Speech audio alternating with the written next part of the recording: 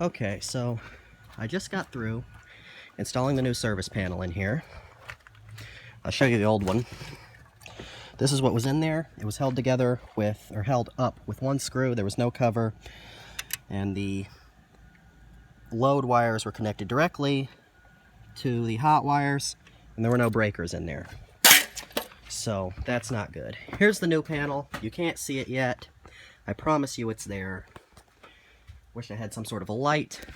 I've gone ahead, and we'll go over the things that I changed in a second. I've turned the main 40 amp breaker back on, and I'm going to, the wires coming in should be hot, but the panel should not be hot yet. I'm now going to install the main fuse, which will make the panel become hot. Okay, panel should be hot now. Nothing's exploded. I've got my fuses. I need to get some more 15 amp fuses, by the way. The first one I'm going to install is to the lights in here. 15 amps. To the lights, interior lights of the building. If I can get it to screw in. There we go. Okay, nothing's on fire. And we have lights. If I unscrew this, you will see the lights go back out. So now that this is here and the lights are on, I'll show you what I did. So originally this switch here, there were two different things. These were the lights inside, and this went to the lights outside and the fan. I hate this damn thing, and I'm always turning off the wrong one, and I really don't ever want that stuff to be turned off. So I put this here on its own separate circuit here, interior lights, and that's all that's on this circuit. And then I took the other wire, because it had a, so the way it was is there was a 14 gauge coming out of here, going into this box, and it was going out to the lights up there, and then to the light inside, and then the wire, another wire was coming back down. This 14 was coming back down and going over, and that was those receptacles, and that was all one circuit. So I changed it. This light is now on its own circuit, and then I ran this. This is 12 gauge, because that's just what I have a bunch of. So that's good for 20 amps, but it's still only a 15 amp circuit, because you can see it goes directly to 14 there. I'm going to put a switch there, so that's why there's no cover, and all that's just tied together. I'm going to put a switch there, but I really don't need it right now. That is going to the outside lights, which is going to be our next circuit over. So let me go ahead and put another fuse in there. And the fan should begin to spin up. You can see the fan is spinning up. And we have lights. So that is functioning. And I'll just put this in here. This doesn't do anything. This is eventually, I'm going to try to see if I can find 20 amp fuses to fit in there, but I don't know if they make it that, so, but I'm eventually going to put a 240 volt receptacle for my giant heater wherever that is. Now, what I'm going to do is I'm going to pull this circuit, this back out. All this was on a 30 amps originally, 30 amp circuits, because there was no thing there. Anyway, I only have two 15 amp circuits, or fuses. So I'm going to put a 20 in here for now, since I already know this isn't a dead short or anything. I'm going to put a 20 in there for now. And the only two things on this circuit are that fan and this light. So if they are going to fail, it will be a dead short, and it would trip the 20 anyway. But I am going to get another 15 to go there, don't worry. Okay, now, this fuse is the receptacles on this side, and this one is the receptacles on this side. So I'm going to go ahead and install this fuse here. And this is not the one that I'm going to leave here. Now I'm going to go ahead and plug something in over here. Let's see. Get the cord for this lamp. And we should have, we do, have a light. And if I remove this fuse that I just put in, it goes off. So that is wired correctly.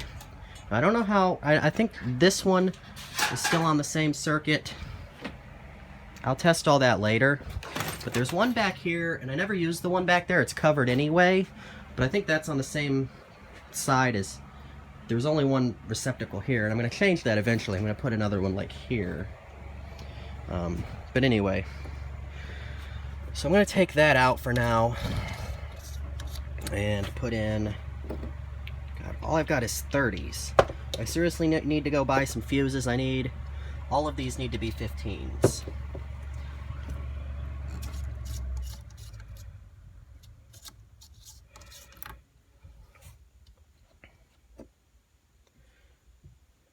Okay, I'm gonna put this one here. Or actually, I'll put this one here. The two lights can be because those are the ones that are on constantly. Or that light's on constantly. And I'm gonna put the 20 over here because I do use this side. But I am gonna get another 15, don't worry. And that, there we go, the air conditioner's on. So we already know that the receptacles over here are working. And no, I didn't put in a dedicated circuit for the air conditioner. So, God, I need to get some more fuses. All I got left are these 30s, and 30s are really too big. I need to go get 2 more 15 amp fuses, but I'm just going to put that in there. Extra fuse up there, that's a 30.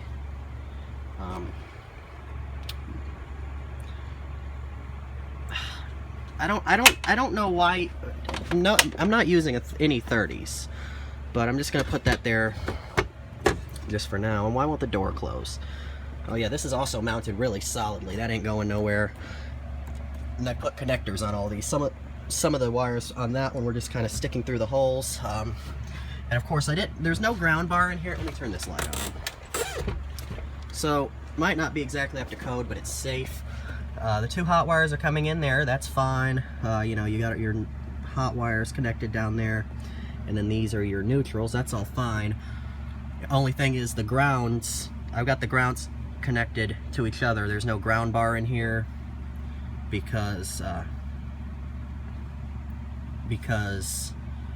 there's obviously this panel was before grounding things was even a thing. So the grounds are just kind of connected down there, which is good. The neutral's not bonded to this box, so now this box is grounded as well, so that's fine.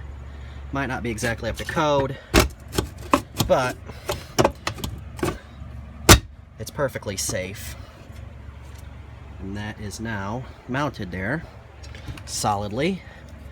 It won't close. There we go, now it's closed. Put a bit of WD-40 on those hinges or something.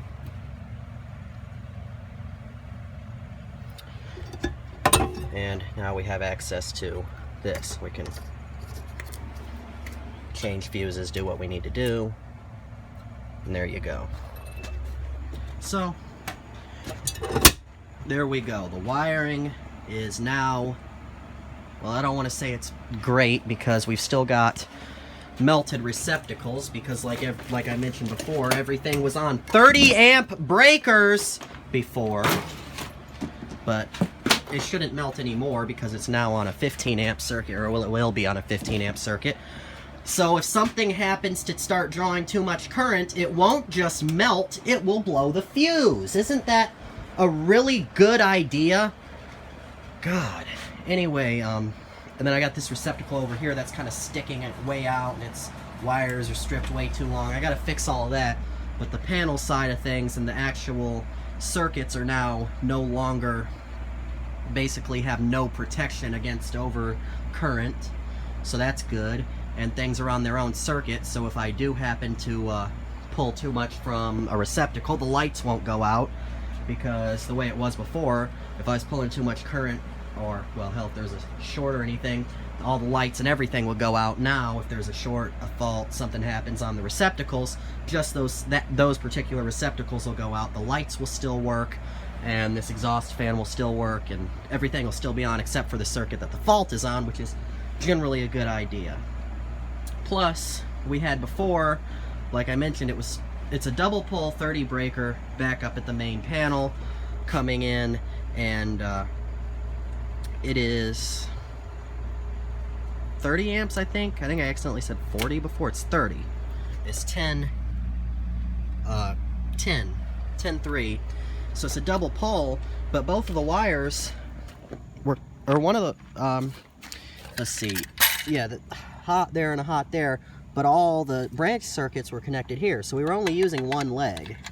So now everything is balanced, and I actually managed, I don't know why this panel had one of these type S adapters in there. I was actually able to grab it with a pair of pliers and remove it without damaging anything, which is really lucky. So yeah, panels in there, and we still have room for expansion, so I can hook up my giant heater, which I will show you. It's a 20 amp 240 volt heater, and I don't know if I can get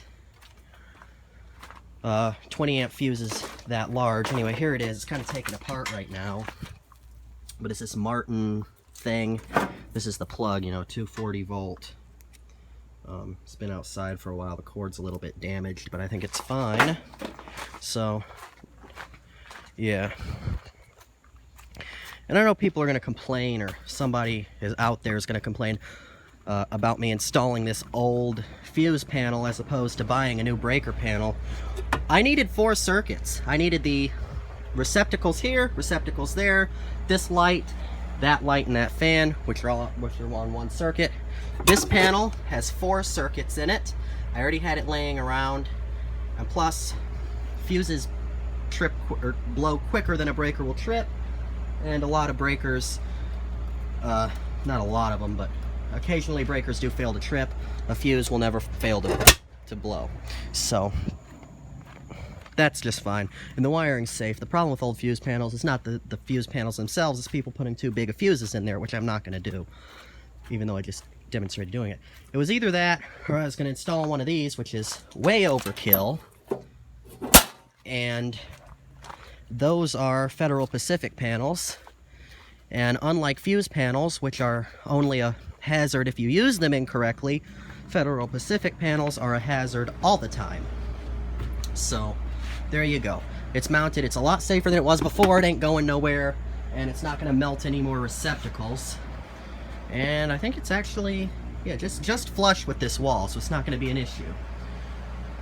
And there you go. The electrical panel is installed.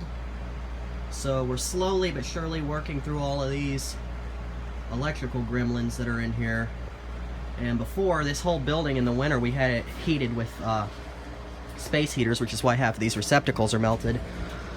It's it's a wonder this place did not burn down. I am serious.